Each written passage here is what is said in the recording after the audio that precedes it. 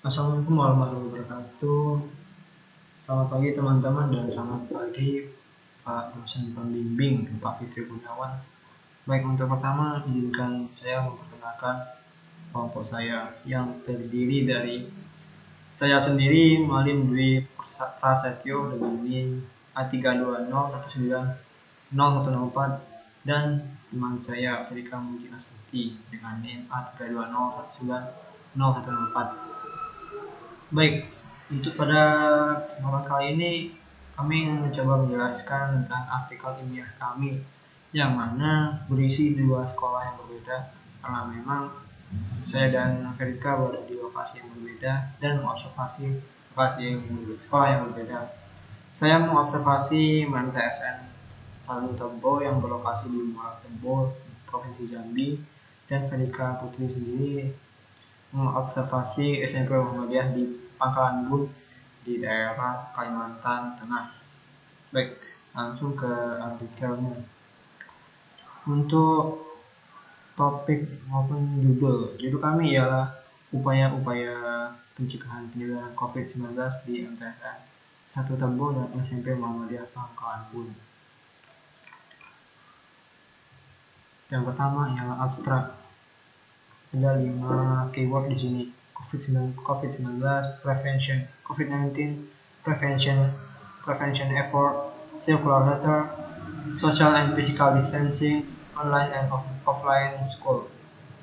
And for the abstract, the study aims to determine the efforts made by two different schools in dealing with the COVID-19 pandemic that is currently hitting. The method used in this research is descriptive qualitative research method, because by using this method we can see and record the object of research directly. Data collection techniques used in this study were observation, interview, and documentation. Based on the current situation, the increase in COVID-19 case has paralyzed teaching and learning activities in school, so that they have been diverted to online learning. In the other school, they changed their previous study plan from online to offline. At SMP Muhammadiyah Pangkalan Bun, schools are making preventive measures that are deemed capable of tackling the spread of the COVID-19 virus. Based on the result of observation that have been made, the school has implemented the 3M protocol in accordance with existing order, carried out online learning, and prepared soap and sanitizer in every corner of the school. From the result of the research, teachers in Muhammadiyah Pangkalan Bun Middle School really pay attention to personal and school hygiene, such as washing hands before starting and after activities, cleaning workspace and work desk, and disposing of garbage in its place. While in MTSN 1, they applied offline learning system, where students and teachers come to school to start the process of teaching and learning activities, but still follow the medical protocol. Baik, lanjut ke bab 1 mata pendahuluan. Pertama ialah latar belakang masalah. Pada penghujung tahun 2019, muncul virus baru yang diberi nama SARS-CoV-2 atau yang kita kenal dengan COVID-19 yang dikabarkan berawal dari salah satu daerah di Cina bagian Wuhan yang pada akhirnya menyebar ke seluruh dunia termasuk Indonesia. Indonesia agak telat saya masuknya, sehingga membuat organisasi kesehatan dunia yakni World Health Care Organization atau disingkat WHO mendeklarasikan penyebaran COVID-19 sebagai pandemi. Karena hal inilah berbagai upaya yang dilakukan oleh berbagai negara agar dapat mencegah penularan virus yang semakin pesat. Salah satunya ialah dengan lockdown. Akan tetapi untuk Indonesia sendiri, Indonesia lebih memilih memperlakukan tindakan pencegahan dengan physical distancing. Physical distancing atau menjaga jarak membuat aspek kehidupan berubah tentunya, mulai dari aspek ekonomi, sosial, bahkan pendidikan. Dalam menindaklanjuti peraturan tersebut, Kementerian Pendidikan dan Kebudayaan Republik Indonesia mengeluarkan Surat Edaran Nomor 4 Tahun 2020 tentang pelaksanaan kebijakan pendidikan dalam masa darurat penyebaran coronavirus disease atau COVID-19, yang antara lain isinya meliburkan aktivitas belajar mengajar di sekolah dan siswa akan belajar dari rumah melalui pembelajaran dalam jaringan jarak jauh atau daring. Nah, sesuai dengan keputusan pemerintah, maka Bupati Tebo dan Kepala Dinas Pendidikan dan Kebudayaan Tebo memberikan surat edaran nomor 600 garing 358 garing GPTC garing 2020 tentang pencegahan penyebaran dan penularan wabah coronavirus disease atau COVID-19. Maka seluruh masyarakat diwajibkan untuk melakukan penjagaan diri dengan menjaga jarak sosial, social distancing, dan menjaga jarak fisik atau physical distancing. Hal ini berlaku kepada seluruh lapisan masyarakat. Oleh karenanya, segala kegiatan dilanjutkan untuk dilakukan dari rumah dan dikenal dengan istilah WFH atau work from home, dan belajar dari rumah SFH atau study from home. Nah, oleh karena itu pula Bupati di Tebo berlaku lockdown selama 3 bulan. Sama itu pula dan di Tebo dipastikan adalah orange. Nah, setelah beberapa waktu kemudian pemerintah daerah Tebo mengadakan surat edaran baru terkait perizinan KBM secara offline atau tatap muka, karena kan zona di Tebo sudah dianggap cukup untuk melaksanakan KBM secara offline. Nah, yang kedua ini surat edaran terkait di daerah Kota Waringin sana, Kalimantan Tengah. Berdasarkan peraturan yang ada dan keputusan Kepala Dinas Pendidikan dan Kebudayaan Kota Waringin Barat nomor 402 tahun 2020 tentang panduan pembelajaran dari rumah di masa pandemi COVID-19, maka semua sekolah yang ada di Kota Waringin Barat dialihkan menjadi pembelajaran daring atau jarak jauh. Hal ini tentunya dilakukan oleh pemerintah setempat sebagai salah satu upaya pencegahan penyebaran virus COVID-19. Mengingat Kota Waringin Barat adalah zona merah, maka tidak ada satupun aktivitas akademik dan non-akademik yang dilakukan di semua sekolah, mulai dari TK, PAUD, SD, SMP, SMA, bahkan universitas. Namun, walaupun terdapat peraturan pembelajaran jarak jauh atau di rumah saja, bagi siswa dan siswi dan mahasiswa, tenaga pengajar dan servernya tetap dapat melakukan aktivitas di sekolah atau universitas untuk kepentingan administrasi dan lainnya sebagai bentuk pelanggaran peraturan. Oke, untuk metode penelitian yang dipakai dalam observasi ini adalah deskriptif kualitatif, yaitu dengan menguraikan dan menjelaskan hasil-hasil penelitian dalam bentuk kata-kata atau tertulis dari sejumlah data kualitatif yang telah didapatkan. Teknik pengumpulan data yang digunakan dalam penelitian ini adalah observasi, wawancara, dan juga dokumentasi. Metode ini berfokus pada pemahaman terhadap fenomena sosial yang terjadi di masyarakat dengan menggambarkan atau menjelaskan fenomena atau kejadian hasil pengamatan dalam bentuk tulisan dan juga narasi dari sumber terkait. Untuk MTSN 1 Tebo, objek dari penelitian ini adalah upaya-upaya dan budaya pencegahan COVID-19 di sekolah selama pembelajaran tatap muka. Dan untuk subjek dari penelitian ini adalah kepala sekolah, guru, dan juga staf TU. Untuk guru MTSN 1 Tebo berjumlah 24 orang dengan 16 guru wanita dan juga 8 guru pria.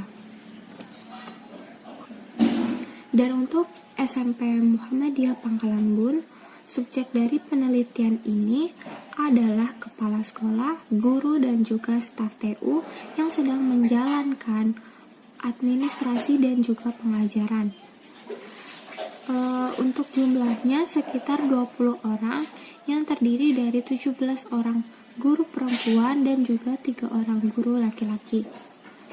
Penelitian ini dilaksanakan pada tanggal 2 Februari 2021 sampai dengan 15 Februari 2021 di SMP Muhammadiyah Pangkalan Bun maupun di MTSN 1 Tebo.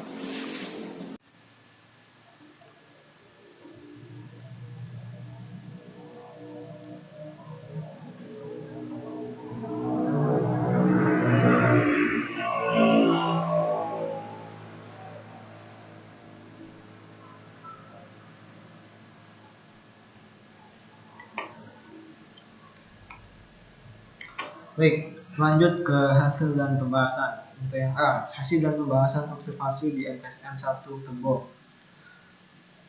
Menindaklanjuti himbauan Gubernur Jambi terkait meningkatnya kasus penularan infeksi coronavirus disease atau COVID-19, Bupati Tembok mengeluarkan surat edaran terkait peningkatan kewaspadaan terhadap risiko penularan infeksi COVID-19 pada Senin 16/3/2020 yang berisikan 7 poin. Yang pertama, masyarakat diimbau untuk tidak panik dalam menghadapi kasus COVID-19 dan selalu menerapkan pola hidup bersih dan sehat. Yang kedua, masyarakat dihimbau untuk tidak melakukan atau menghadiri. Yang kedua, masyarakat dihimbau untuk tidak melakukan atau menghadiri kegiatan yang melibatkan banyak orang. Yang ketiga, masyarakat dihimbau menunda penyelenggaraan kegiatan perayaan hari besar keagamaan baik di rumah ibadah maupun di tempat umum. Yang keempat, bagi ASN atau aparat sipil negara tetap melaksanakan tugas sebagaimana biasanya dengan memperhatikan hal-hal sebagai berikut ini. Yang A, apel pagi dan sore serta upacara hari besar nasional untuk sementara tidak dilaksanakan. B, penggunaan mesin kehadiran elektronik atau handkey untuk sementara dihentikan dan kehadiran ASN dan PTT menggunakan daftar hadir manual. Yang C, tidak melakukan perjalanan dinas ke luar negeri dan keluar daerah provinsi Jambi. Kemudian poin yang kelima, pendidikan PAUD, TK, SD, SMP, madrasah di bawah naungan Kabupaten Tembok dan Kementerian Agama dihimbau untuk diliburkan selama 14 hari, itu mulai tanggal 16 sampai tanggal 30 Maret 2020. Selama tidak melaksanakan proses belajar mengajar, siswa-siswi tidak diperkenankan beraktivitas di luar rumah, dan para guru tetap melaksanakan tugas seperti biasa, serta memberikan tugas atau pekerjaan rumah kepada muridnya, bisa melalui WA Group, Google Classroom, ataupun yang lainnya. Yang keenam, perguruan tinggi dihimbau untuk tidak melaksanakan proses belajar mandiri di rumah.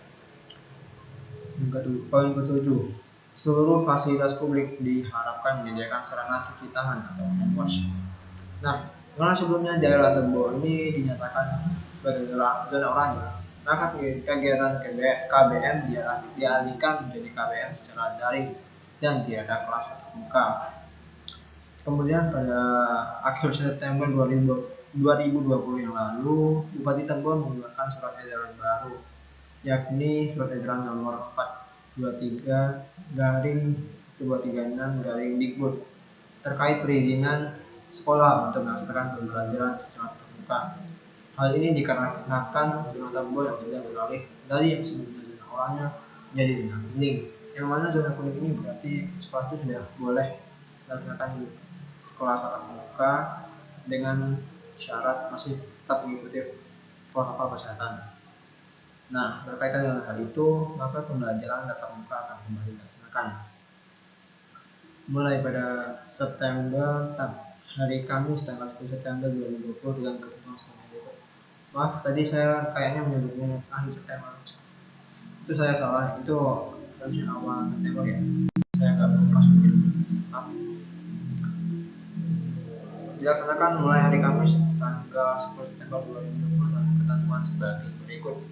Yang pertama, menyediakan wastafel atau tempat cuci tangan lengkap dengan sabun di depan ruang kelas masing-masing atau tempat strategis lainnya sesuai kebutuhan. 2. Menyediakan disinfektan untuk pembersihan sarana sekolah atau itu beribadah secara periodik. 3. Mengatur jarak bangku di dalam kelas minimal 1 meter atas siswa. 4. Sebelum berangkat ke sekolah, orang tua memastikan siswa dalam keadaan sehat. Yang kelima, siswa membawa bekal makanan dan minuman di sekolah. Yang keenam, pakaian yang digunakan harus dalam kondisi bersih. Yang ketujuh, semua guru, tenaga pendidikan dan siswa diwajibkan menggunakan masker kain. Yang kedelapan, menerapkan social distancing dan physical distancing. Yang kesembilan, jam istirahat ditiadakan. Yang ke-10, untuk SMP, siswa kelas dibagi 2 kelompok. Kelompok 1 masuk tanggal ganjil dan kelompok 2 masuk tanggal genap, mulai pukul 7.30 sampai 12.50 waktu Indonesia Barat setiap hari.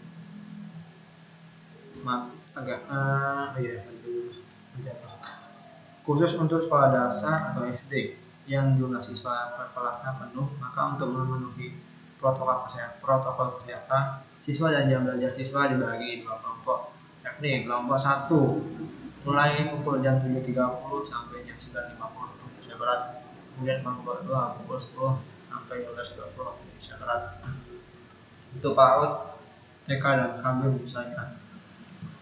Nah, berdasarkan anjuran surat edaran tersebut, maka TSN 1 Tebo menerapkan beberapa upaya pencegahan demi berjalannya KBM dan terhindarnya setiap keluarga sekolah dari COVID-19.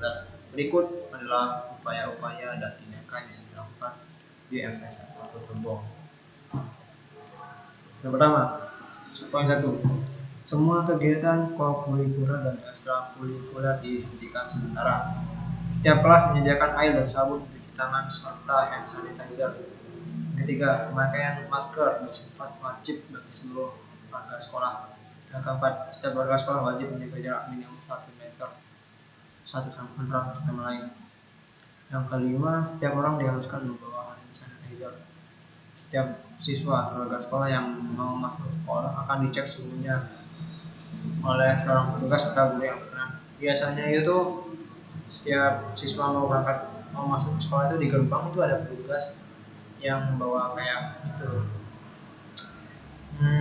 apa sih namanya, kayak untuk ngecek suhu itu, gua agak lupa, pokoknya itulah. Nanti kalau suhunya di bawah segini boleh masuk, kalau suhunya di atas segini disuruh pulang, begitu. Setiap siswa dianjurkan membawa bekal masing-masing. Dikarenakan ketika jam istirahat tidak ada kantin yang berjualan. Ya, soalnya selama pandemi ini ada jam istirahat, cuman biasanya itu nggak ada lagi jualan. Jadi setiap siswa itu biasanya diharuskan membawa makanan agar bisa makanan sendiri-sendiri. Nomor 8, setiap siswa maupun guru hendaknya mencuci tangan sebelum maupun sesudah belajar. Ya, benar. Guru yang sakit diberi keringanan atau dispensasi untuk tidak masuk guna sebagai bentuk penjagaan kesehatan masing-masing. Ya benar. Ini kemarin guru kamu saya sakit sekitar 3 hari dan ya beliau diberi dispensasi untuk tidak mengajar. Nah, poin yang ke-10, sekolah memberi penyuluhan tentang menjaga kebersihan setiap mau masuk pelajaran. Nah, ini biasanya ketika apel pagi Senin biasanya ada itu, atau biasanya juga ada itu waktu guru-guru itu menyampaikan intinya menjaga kebersihan, menjaga jarak sebelum mulai pelajaran. Guru juga waktu pertama masuk ke kelas ya pagi. Kemudian yang ke-11, sekolah mengadakan lomba kebersihan kelas dengan tujuan agar setiap siswa mau berusaha keras untuk menjaga kebersihan dirinya dan di mereka. Ya, di sekolah yang saya observasi kemarin mereka mengadakan lomba kebersihan kelas. Saya rasa itu cukup efektif untuk mengisi waktu kosong di sekolah. Selain mengisi kegiatan, itu juga membantu mereka untuk mencintai lingkungan dan menjaga sifat mereka. Kemudian yang ke-12, untuk guru yang sakit bisa menitipkan materi atau tugas kepada guru piket di sekolah sehingga tidak membuang jam kosong dan KBM tetap dapat berjalan. Nah, ini ada 2 opsi. Ini kalau ada guru yang menyampaikan materi berdasarkan melalui WA group, Google Classroom atau yang lainnya. Namun ada juga yang menitipkan materi. Ada. Satpam di sekolah ditugaskan untuk Satpam di sekolah ditugaskan untuk menyampaikan apabila ada orang tua atau wali ataupun orang lain yang memiliki keperluan di sekolah. Seperti saya kemarin waktu ingin ke kepala sekolah, saya wajib melapor kepada satpam di sekolah. Suhu saya juga dicek juga kemarin sebelum masuk sekolah. Kemudian yang ke-14, setiap hari Minggu pagi ada petugas menyemprotkan disinfektan di seluruh lingkungan sekolah.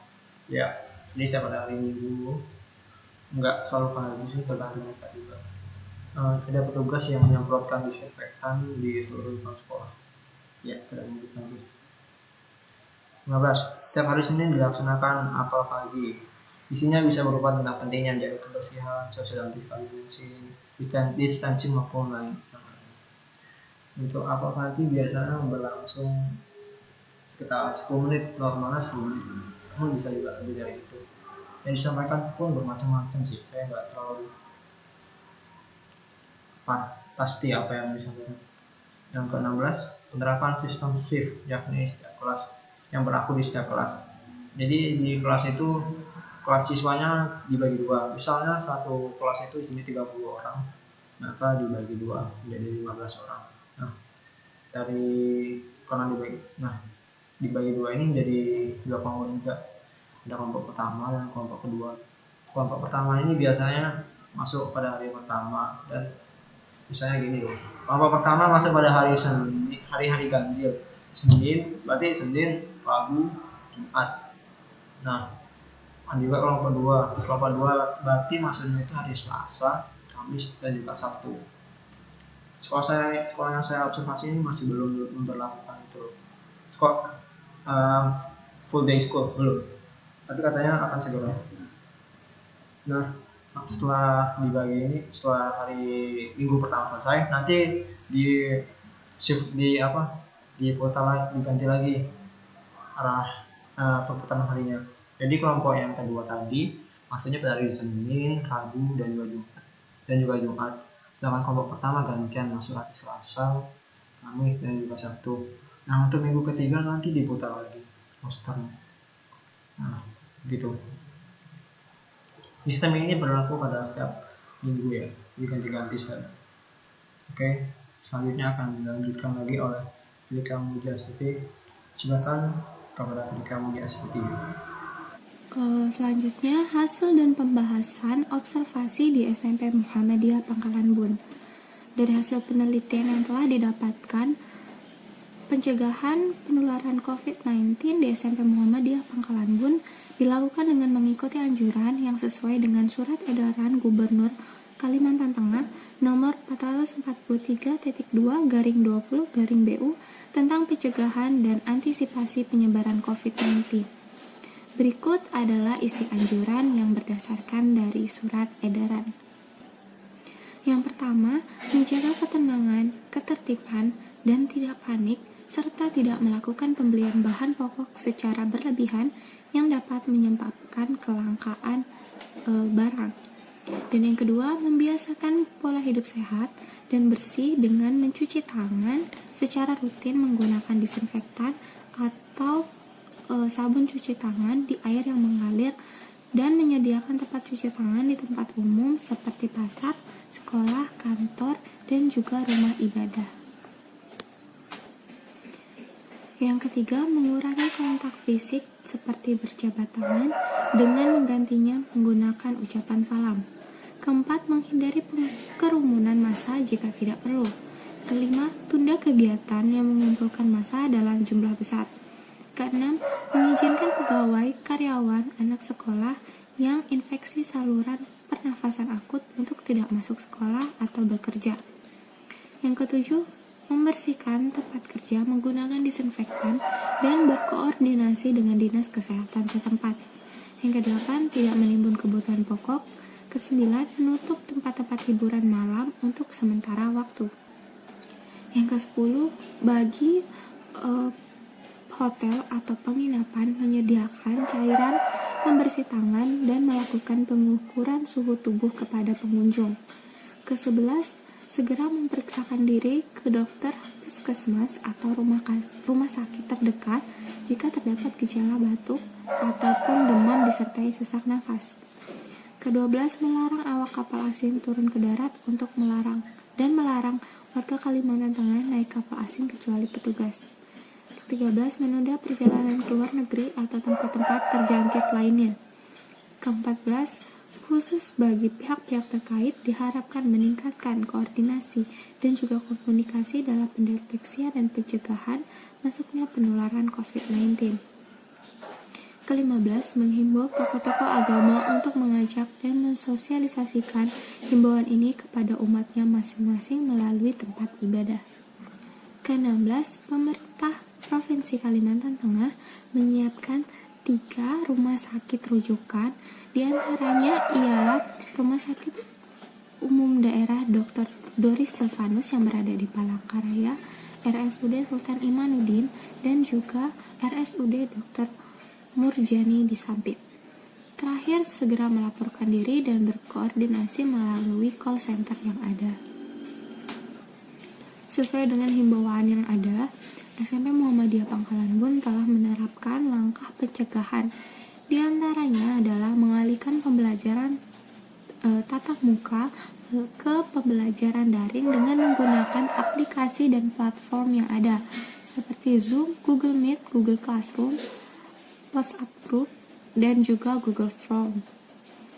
Kedua, berhentikan sementara semua kegiatan ekstrakurikuler dan juga les tambahan.